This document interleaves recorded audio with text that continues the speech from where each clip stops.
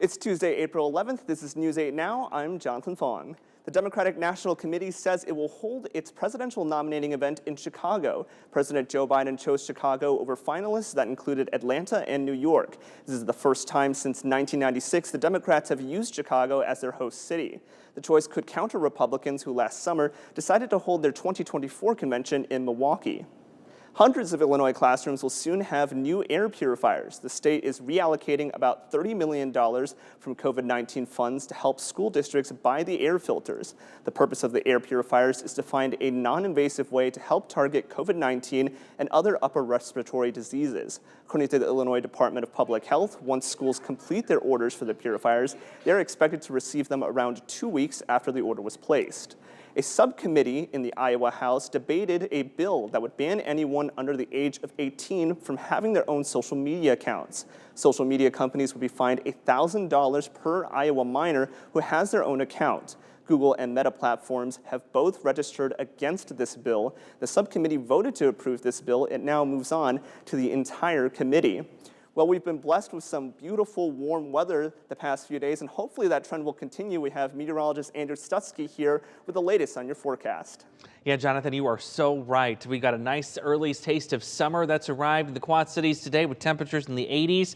We'll do that again tomorrow, but before then tonight, a great night to have the windows open just a little bit. Let some of that cool, fresh air in. Good sleeping weather, too. We're going to have a light breeze out of the southwest. Tomorrow, we'll push ourselves a little further into the 80s. 84 expected to be your high. Not going to be a record, by the way. Our records are well into the 90s now by this time of the year. But you can see how long this stretch of 80s is going to last before we bring back a round of showers and thunderstorms. We have that accurate forecast right now for you. Just tap the News 8 or the Storm Track 8 app to see when that rain makes a return. Jonathan? Thanks, Andrew. This week marks 3 months until the John Deere Classic, but the team at Uncommon Ground has already hit the ground running. As the Classic's official landscapers, the team supplies between 10 and 12,000 flowers for the tournament. The first batch is planted in February, and the second batch is being planted right now. By the end of summer, they'll have 2 huge greenhouses full of flowers for the golf course. You know, it doesn't have to be high tech. You don't have to have a massive growing facility. You have to have people that know what they're doing. And really it's moisture and temperature and time.